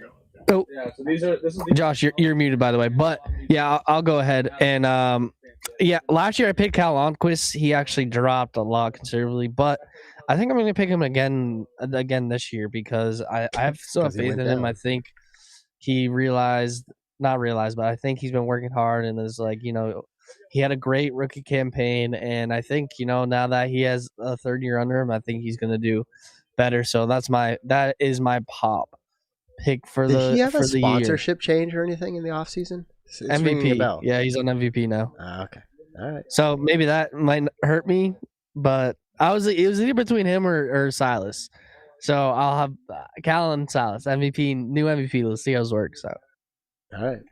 Yeah, no, I like it. I mean, those are obviously way down the list as far as averages last year, so big pop potential. I'm moving further up the leaderboard, which means if you all like literally pop off, I can't win. But for me, Matt, you said local love. So what's the other local love? Paul Crayons. I was gonna go with Paul too. That was. So he averaged 32nd, which is actually a pretty good year. But I know not up to his standards, and we've talked to him numerous times. And I think if he can get it all to click and keep his headspace there, yeah, I mean, he could easily 10, 15 points, which is a big deal. Now, obviously, Matt, if Chase moves up from 45th to 25th, then he wins, right? So I get that, but that's that's who I'm picking, Paul Crayons. All right, we want to go around on FPO. Yeah, this one, FPO is a way harder game, and I don't mean disc golf game. I mean picking players to pop in FPO. Yeah, it's tighter. Way harder. Like, you don't have players who are far down making big moves usually. You have a lot of movement in the top 12, maybe 15, maybe. But so you're trying to pick 3 or 4 point, increases. What's crazy is Sarah Hokum is a great player. Doesn't matter her age, her experience on tour gets her a decent average. So in the event she does play, you're going to see her probably play better than what it looks like her average is. But man, otherwise, if you're going to go with somebody like on the season to be like stand out to pop, I'm going to have to go with, where is it? I want to say this could be Rebecca Dawn's year. She was player of the year. Rookie of the year. Yeah. Rookie of the year, Rebecca Dawn. I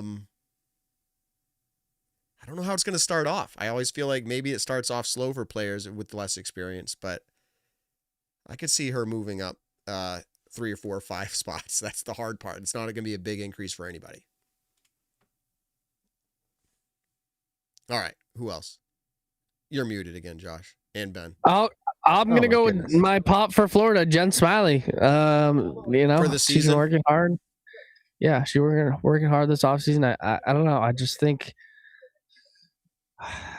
she's such an underdog in the fact that like she's gonna come out of nowhere. She's not the person you expect to like do well, and I think she's substantially already improved from the first year. That I think hopefully that trend continues. I think that's a good pick. I'll just make that quick comment on that. I actually think Jennifer Smiley, you make a good case, just even though it's simple, you make a good case that where she is in the standings, I could see her easily moving past 10 more people ahead of her if things go well. So, yeah. Yeah, exactly. Yeah. So I'm doing the same thing I did in MPO, which is I'm creating tighter margins for myself, which means, I don't know, that's probably not the right way to do pop, drop, lock. But Sophia Donica. I just like she actually had a She'll good be year. at Disc South. Yeah. All right. And she had a good year last year, which is why it's probably maybe a really tight margins for me to pick, averaging 14th. But I could definitely see her just improving marginally on where she was at, right? And so maybe it's a stretch to really call that the pop pick, but that's where I'm going. So we will see, right? I mean, that's why we play the events. In this case, we watch all year and see if these players can put it together. All right, well, that's what we got. Let's talk about a couple other random things just about looking ahead to the season. Anybody, and this is going to have to be an MPO, anybody getting to the 1 million total career earnings payout? Basically, you're asking, is Paul or Ricky getting there? Ricky likes to. The competitor in Ricky says, "Oh, I'll get it. Keep an eye out." Yep. So Ricky's the closest. So for clarity, he's $104,000 off of $1 million. Ricky is. And his top 2 largest payout years both exceed that amount. But when were those years? Like the last 2 or 3 years for him. I would have to I think I have it. I can check, but not that far back, like within the last 5 years, because all the top payout seasons are in like the last 5 years. No surprise, because payouts have gone up. But Macbeth is $132,000 away, and his largest years were like 21 and 22, maybe, and neither of them exceed that $132,000 gap. So in other words, he's never had a year that's made that much. No, and payouts are higher. Unfortunately for him, with that injury in year 2024, that put him off pace to keep up there. Oh, right. Yeah. He may have been right in that same mark with Ricky, right? Neck and neck. But things are what they are. Yeah. Who gets it first? Well, do either of them get it this year? Gannonberg. No, well, nope. He can easily catch them over like 3 more years, but no. His total payout is $576,000, so he's $423,000 off. What's crazy is he's had a $211,000 payout, which was 24, and then last year he got $164,000. Pretty much. What's crazy is like he's made off of payouts alone in like what 4 or 5 years, like whatever when he was MPO. $500,000. That is like a CEO like of a small company level salary. It's like insane. Yeah. Off of just his payouts, by the way. Oh, right, yeah, which is really, I mean, it's a major part of his earnings, but it's actually not. Like what I mean is like that's kind of like if Yeah. you win, you get that. That's Like, just a bonus. right, Like, it's right. nice. Yeah. Right, exactly. It's like you're set in a bunch of other ways, and then you win. You're like, oh, nice, a $20,000 And check. here's the crazy part. I asked the question, is this guy making less or more than 30,000? And Ben's like, I don't know how many people are even making more than 30,000. The reality is there's not many, plus or minus on like, besides the people who are making the contracts we know about. I think Gannon, I'm going to go down the Paul- list. Wait, Gannon, Paul, Ricky. Calvin. Okay, let's say there's like 5 people that are making like decent money, and then there's like everybody else.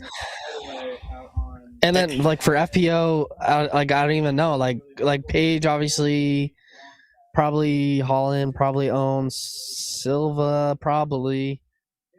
Other than that, I don't know. Okay, here, let me do this. Let me do this kind of quick. I know we just did a full circle, came back to this, but Gannon Burr, Yeah, I yes. know. Ricky, yes. Calvin, yes. Isaac Robinson, yes. I'm going with yeses on all these plus 30,000 or more. Yes. Paul Macbeth, yes. Nicholas Antela, yes. Anthony Barella, yes. Kyle Klein, Yes. yes. Yes. Ezra Robinson. I think that's public too. Ezra, dude, like that. You know what's so funny? I was thinking. Yes. There's no way it's less. I was thinking about this the other day, though, crazily about Ezra Robinson. It's like he's a top 10, 8th in standings last year. He's a top 10 player, and it's like in the state of disc golf, it's like I was trying to think of what his salary would be. It's like a top 10 player. He probably doesn't have a crazy salary. Yeah, he doesn't probably. That's what I'm saying. He probably has like a 40-50 grand salary. Nothing crazy for being a top 10 player. Right. And it's, So, if I were to guess, Eagle I don't Big know. Man, One yes. Supreme Flight last year. Anyway, Aaron Gossage, yes. Cole Redolin. That's tough. That's tough though.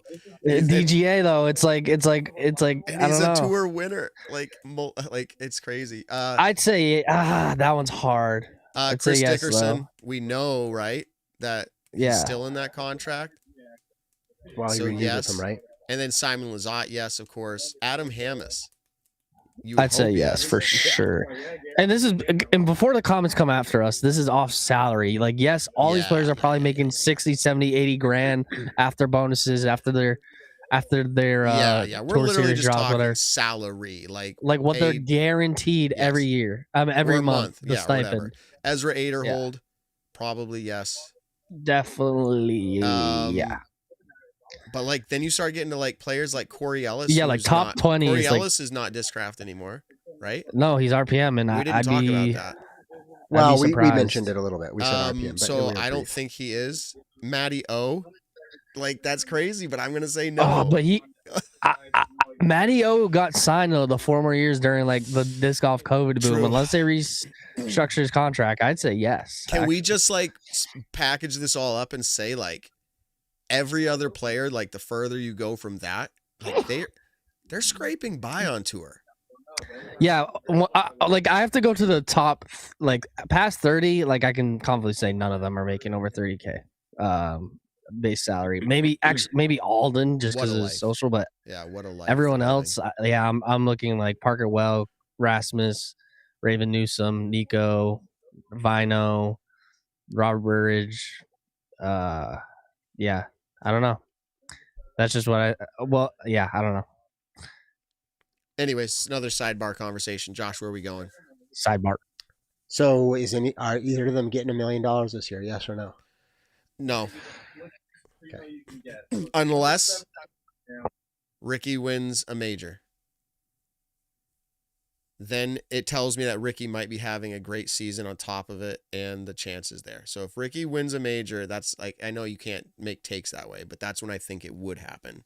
And I don't pick him to win a major. The odds are just so hard now to do that. Well, it's also this is kind of the point of the question, but it's very hard right now when we don't see what they're doing in the season. Yep. Which is the whole point. But I say yes and I say Ricky because it's just like the payouts are actually going to be really good this year, I think, on the Pro Tour. Powerball. That's what I'm saying. The Powerball, like there's just lots of little factors, and it only takes another $10,000 to $20,000 somewhere in there, right? For Ricky, if he can average like he's done in the past. So I say yes. Ben, when right. you come back off of mute, Ben, don't put the mic right up to your mouth because it's ultra loud. It's okay if you come off of mute. Just Oh. don't have it right at your mouth. Is it because it like the I don't filters don't? It Okay. has to do with the gain levels and all that. It's like it unmutes and you're like talking right into your mouth. Yeah. Okay, cool. Josh. Does Macbeth or Pierce get to 18 majors? Oh, I That's think a it's more likely Pierce, to be honest. It's a storyline that would be so cool to see. They're both good enough to do it, so it's just like it Yes. feels like it's throwing a dart at a board. Like, because I just like Yes. either one of them could get it, and like in my heart, I'm saying I'm picking them to do it because I think they could do it, but it is just getting harder and harder. And I think Matt, your point maybe is like the margins in FPO still are not quite as intense. So like, whereas Macbeth could do it, but he's got to beat. We had the whole conversation about if everybody's having their A game, right? If they're playing their ceiling, does Macbeth beat Gannon at Gannon's ceiling? And Edwin we all said no. Stat says so. Macbeth wins Yeah. Champions Cup in the That's chat. just that's close. That's around the corner. Thank you That's for an joining. April. Yeah, Lynchburg. I'll chill out for a second. Because Paul's also having a new child win in July. Not that Yeah, that has the any only- direct bearing the only on like reason his I said- performance, but like it may interrupt his schedule, right? I don't Yeah, the only reason I said Paige is just mathematically she has an Yeah, easier yeah. chance just because there's That's less literally- competitors. Yeah, that's good. That's what Josh said. I thought that was a good take. Oh, I didn't even. Sorry, Josh. know. No, I said it, but I think I completely gave credit to Matt for saying it. It was your Oh. comment, so we're all twisted up. Oh That's my fine. goodness! Wow, It's we all said easier- it. It's easier in FPO at this point in the game. It's not easier. Anyways, statistically, that's what we all said. Okay. Player of the year predictions before we've even seen the first event. Gannon Burr, Gannonburr NPO. easily. All right. Gannonburr and I'm gonna say Holland have to go Hanley. with Holland or Missy So, or Silva. you You have I to think go is with the top numbers. Silva could be there. Yeah. Silva could be there, but I think you have to go with the numbers in MPO, and I think you'd be crazy not to say Gannon, but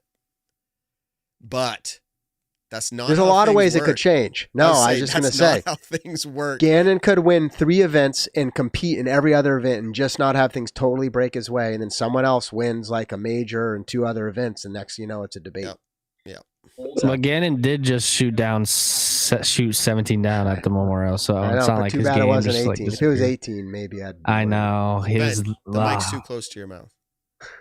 Sorry, I keep forgetting. Everybody knows it's They're bad. I keep everybody forgetting. in their cars or their workplaces are like, Well, Ben keeps talking so close. You to know the why? mic." It's because normally I would do, Yes. but there's I a know. whatnot going I know on you're behind thinking me. about it. You're thinking So, about it too I'm- much. No, you're thinking about it too Yeah. much. Am You're I fine. supposed to be I'm logged like, into the I don't know whatnot if you right guys now? can hear them, We so can I'm hear trying you to kind of great. like No, we can hear you shield great. the. I know what was going on. It's not a So you're- problem, but I was trying to fix it live. Okay. What's Okay, up, Josh? okay. So you're saying if I log into the whatnot right now, I can get some deals while I'm on the show? Yeah, well, they just sold out of all their discs. It's the quickest whatnot I've ever seen. It was probably Oh, they were wow. probably live for 15 minutes, and The rope. now they're just chatting.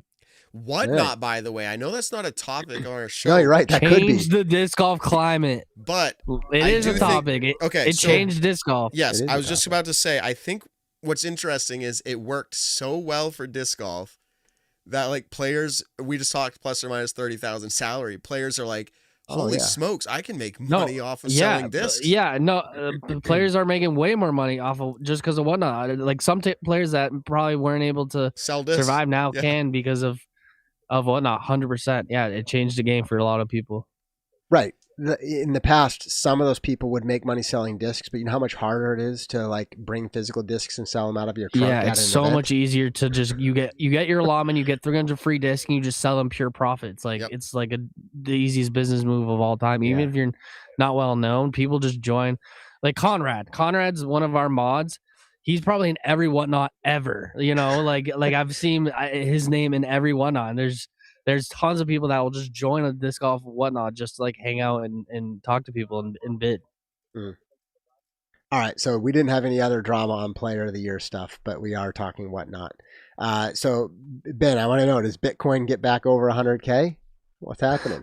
Absolutely. Like Okay. I'm like So this is like, financial this is just a advice for everybody discount. listening. It's just like you have a 50% discount or whatever. So I I don't should know buy the now. actual, but yeah, that's what I'm saying. Yeah, like it's gonna easily get over all time highs again. It's just the cycle. It always does it, and this has happened every single cycle where it's like goes high and super low and then high, then all-time highs. And this is what I keep telling people. The price it is right now was in November 2024 was like the best news ever. All-time high. Bitcoin did it. We did it again. It's currently like, that was what, less a year and a half ago, like where everyone was celebrating for it all, and now the new low is the previous all-time high. So I'm not concerned at all. All right, so there's your high risk financial advice on the stagger stance. I am 27. So yeah, so you can afford to lose all your money. Yeah, exactly. But I do believe in it. I think I'm gonna live through. I mean, talk to Ryan from Brixton. He was huge into Bitcoin. I don't know, or he's a super early adopter, and he exited already. So I think I'm gonna go through one more all-time high cycle, and then I think I want to exit, because at that age, at that time, I'll probably need to buy a house or something. So I think that's my goal. So just to put this back in perspective, and I'm sorry, I'm not familiar with Conrad is in our chat, but he gives some numbers. He's estimating Gannon has sold 1,800 discs. He gave an average of $60 each. Now, not sure where these numbers are coming from. So even be safe and throw that way down. Be like, hey, $35. Like, what does that break out to? Let's see. $35, that's over $60,000 in transactions for discs on Gannon. Now, again, go up to $60, like he said, it's an average, and you're over $100,000. So, like, we say it's changing. That doesn't change a lot for Gannon. That's still money. But, like, other players who are selling discs at a larger amount than they have, this is good for disc golf.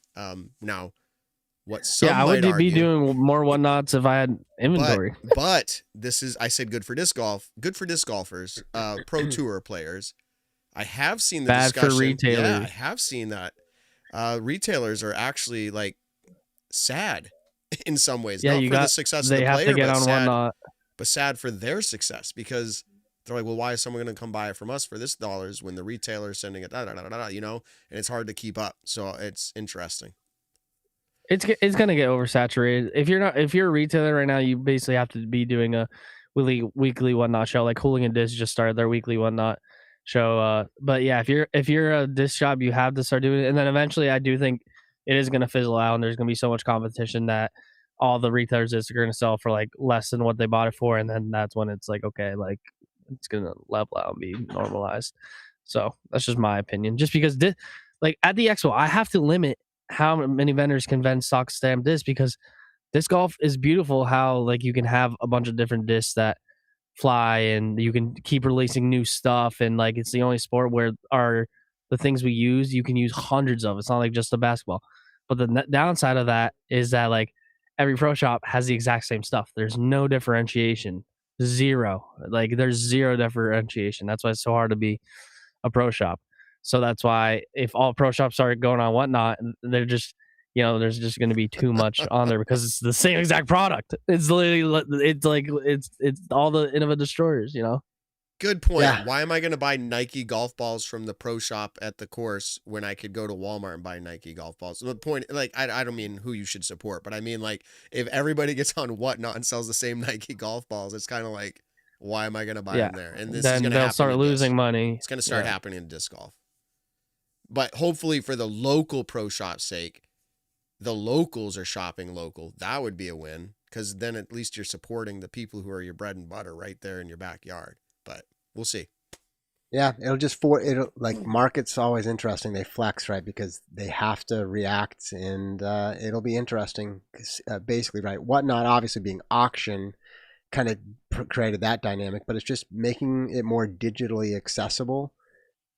Pros before could have sold stuff online, but the entire platform or whatnot just streamlines that process. It's literally like drugs. It's like you have a yellow button that you just press, and then that bids. And they made it so that's why it's so easy. It's because it's just like you don't think it's real money. It's just like, and you get caught up in the moment, like, oh, and then you just press a button, and then somehow it links to your card. It's like ingenious what they did. Somehow it links to your card. You have to put your card in there when you sign up, otherwise, yeah.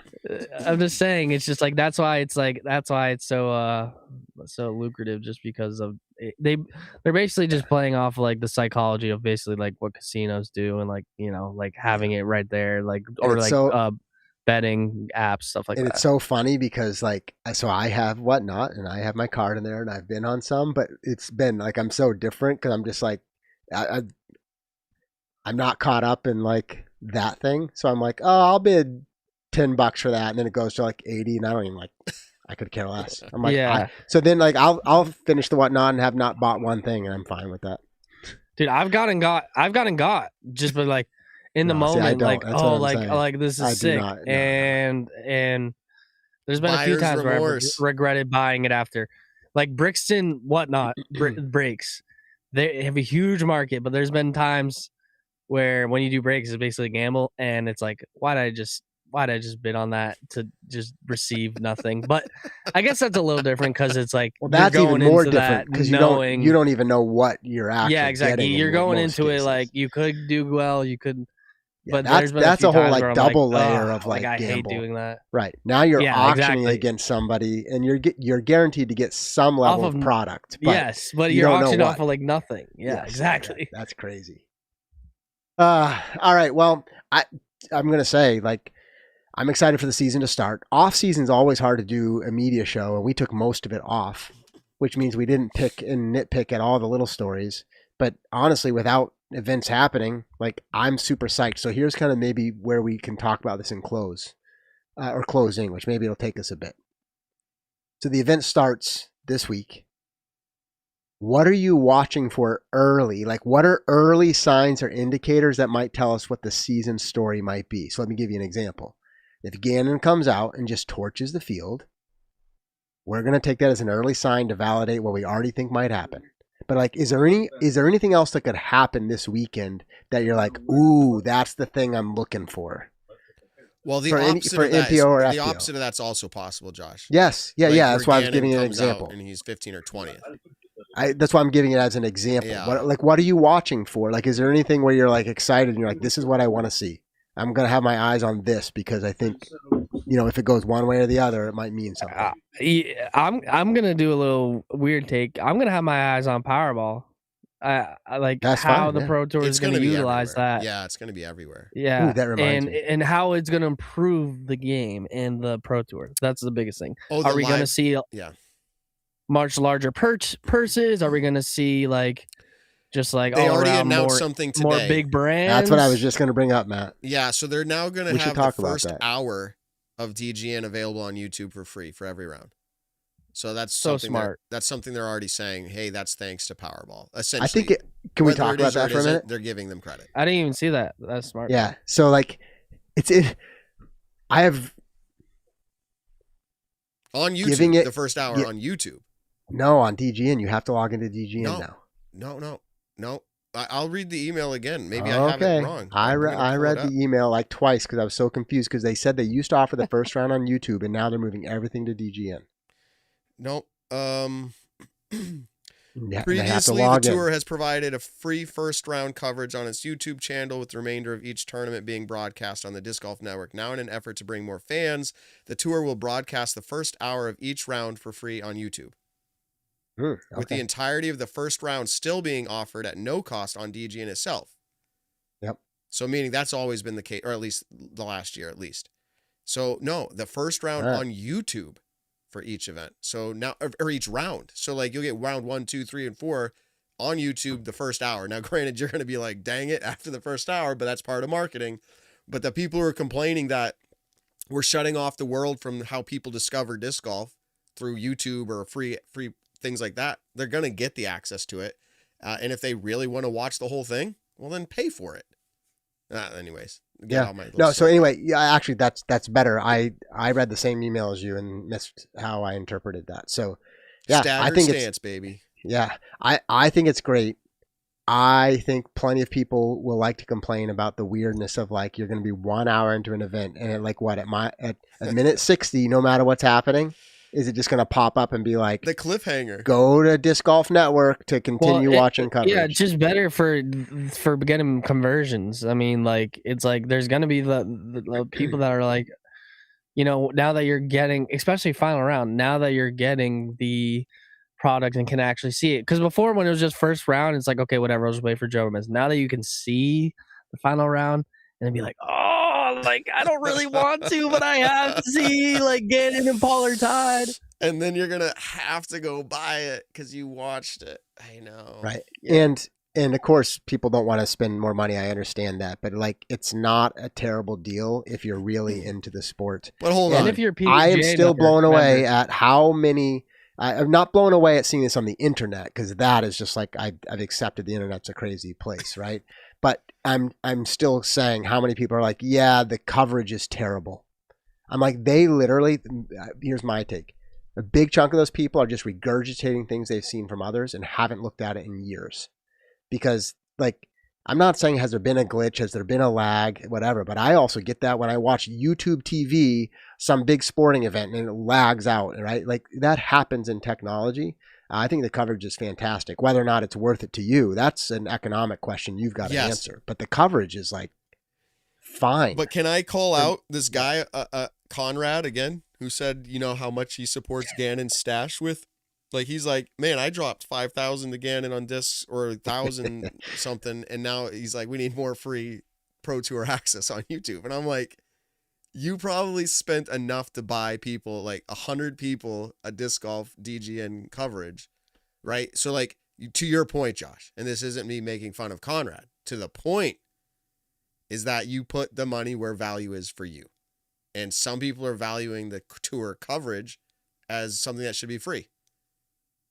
I don't know how to say it. Everyone values it differently. Like, I feel like I would value it, frankly, at $10 or even $15 an event. I would probably put it there. I might even do 20 if they said that. And you might say, well, Matt, you're rich. No, I'm not rich, but I would say I want to see it live.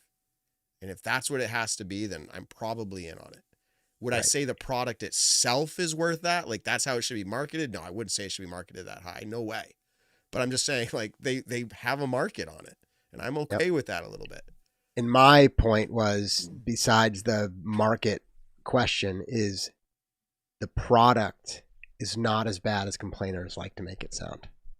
They're like, I would never watch pixelated, right, frozen stuff where you can't hear something. And I'm like, what are you talking about? That's not my experience on the coverage.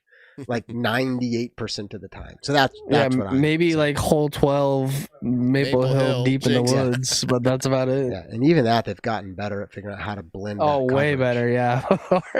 Or like Ledgestone, when it was just like, well, yeah. So, and to be clear, they invested in that. They have that on-site network now that they literally haul a trailer out with a big antenna on it out into the middle of the hardest places, and now they have their own coverage, like their own network. They literally have a cell phone network of their own on these courses now. That's a large investment. Yeah. So anyway, so good for them. Ben, to your point, Powerball will make a difference this year. Conrad, you're right. Yeah. I think the app it's what it is, but it kind of is. But what's rough about it, Matt? I'm just curious. Feels rough. Like findability. I know you just go in and you click and you play. But like, findability is a little hard. That's what I was gonna say. But I almost never navigate the app. I go in and watch the live. Yeah, that's literally it. Exactly. So I guess if you're trying to, as long as that's there, then it's whatever. It's true. But even then, to be fair, I have to click like 5 clicks to get live. So that's kind of my point. It's like it's. No, I'm not disagreeing. Complain. I used to lead product strategy for like mobile app stuff, like, so I understand, and it is like whatever, but. Yeah, it's like I should be able to click one button. Maybe that's why League Night didn't succeed. No one could find us. It's true, actually. That goes way back. A whole other conversation. Yes, there's a lot of I don't know. I'm not the person who's managing that team. Doesn't mean I can't critique, but I'm sure there's other things that are at play. Yeah, it can get complicated. It never crashes for me, by the way.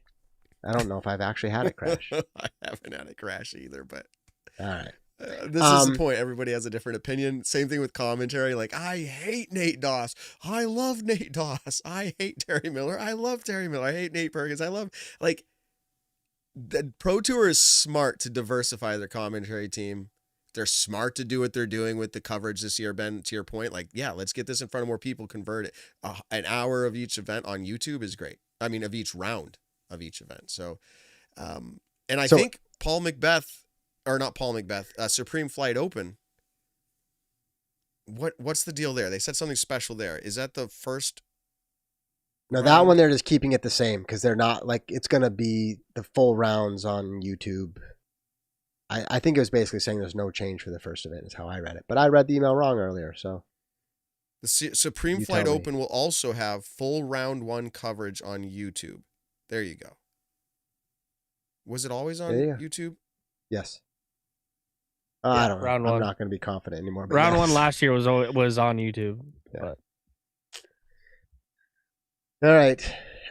Anything else we're watching for? We're going to wrap up here, Oh, but wait. like just early. The expanded free coverage initiative is supported directly by Powerball and will begin taking effect at the start of the year. Okay. And that's what they're saying. Technically, now it's Supreme Flight Open. You'll be able to see. That's where it's starting. Never mind. It's just they're saying this new feature of first hour per round on YouTube is starting at Supreme Thanks to Powerball. Yep. Yeah, and we did a whole show on the Powerball announcement, so go back and watch that if you really aren't sure what we're talking about. But yeah, their name will be everywhere, and maybe there'll be some impacts like this. Anything else we're watching for early on in the season, like big performances, underwhelming performances, anything that will be like... Is Paige Pierce going to ever be a dominant player again? Yeah, well, right. So like how focused is she on disc golf? Because I think the ability's there. Motivated. Yeah. We know the ability's there. I think you put her up against any of the best. We would have said this earlier, right? If you put her ceiling, like talents and abilities as you know that they can be compared to anybody else, man. And that's when she won. Remember the event she won last year? It was when she was playing so good. So it's like, if she can just put it all together and continue to, she will be that dominant player again. It'd be interesting to see that. Yeah. All right. Yeah, I don't know, Josh. We're going to just have to see. Supreme Flight Open. I will be watching it. I'm excited to watch it. Disc golf is back. Let's quickly give an idea of our schedule for this year, Josh. We're hitting majors, some of the Elite Plus, and meaning following those events. This is unique. We did this one kicking off the season, but we will not have a follow-up show after Supreme Flight Open. So many of you are used to that, where it's like, post-event, ooh, I want to go hear the interview. Now, I can tell you if something massive happens and we think, man, that would be a spectacular, interview, we'll probably try to line it up, but don't expect our season to look the same as previous seasons. We're really pulling it back, one, for our sanity, for the benefit of the show. We think ultimately for your benefit, so that we're not just weekly trying to come up with stuff. So we hope Ben last. We hope you enjoy it. It's a little bit different, and you won't burn out on us now. You can enjoy us when we show. Right. So don't expect it. We might pop in elsewhere, but otherwise we will talk after the Big Easy Open, which is a brand new event, and I'm going to be psyched to watch that. And I'll be there. You'll be there, you said? Mm-hmm. Very cool. Yeah. So that's awesome. Yeah, so that's it. And then we're coming back post Champions Cup, right, which is a major event. And obviously if we can get any big interviews, we'll do it. And you know what to expect from us, just slightly different adjusted schedule. So, I don't know. I'm looking forward to it. There's definitely plenty of other names I'm going to be watching on the leaderboard. One event does not tell you what's going to happen for the season, but it's exciting to watch it because you kind of feel like, what if like Sullivan Tipton comes out and wins, for example? Okay, just picking it as an example. He's been an up-and-comer, performed really well last year. Like, didn't you right away, you're going to be like, oh, that's interesting. Whereas Ezra Robinson came out and won last year and still had a great year, but didn't, like, win any more events, right? Yeah, that was so, epic. like, yeah. So, like, one event won't tell you anything, but that's why it's intriguing to think about what am I looking for, right? What am I looking for? So, should be interesting. Cool. Yeah, that's it. That's it. It was a good off season for us. We appreciate those who have tuned in or downloaded our podcast from this point on. I'm already calling it. And this is more so you don't feel for us as much as you think we might feel for ourselves. The numbers on YouTube are going to be pretty bad. It's just the nature of the algorithm. If you would be so kind to go subscribe on your favorite podcast platform, and this maybe is YouTube, But for those who are already subscribed, great. Thank you for listening. If you're not subscribed, go ahead and subscribe now. That doesn't get hit by the algorithm. So if you're interested in when we put out episodes or any other bonus content, make sure you're subscribed there. Other than that, I think we've made it to the outro, and it's been a while coming in the off season. Again, stay tuned. I'm launching a product and a disc golf business. And so that's what I was largely doing in the off season. Yeah. So we'll get that going at some point here, and we'll appreciate everyone's support when we do get that out. And thanks everyone for joining tonight. We didn't even announce that we were coming back for this one. We had a good, significant, great chat. I honestly would take a smaller chat if it's this awesome every week. So, well, I'll take a large one too. But you guys are awesome. Thank you guys for your input. We're excited to see how this season unfolds. Sign up on Pop Drop Lock. And everybody, go to Disc South if you're down in that area. Ben's ready for you. Yes, March 7th and 8th, please. Otherwise, I'm signed up for a 54-hole tournament on what is now 3 feet of snow in about 2 weeks. Oh, man. I don't know what I'm going to do, but I'll update you on that next time we come back. Until next time, everybody, we'll catch you out there. Peace out. See ya.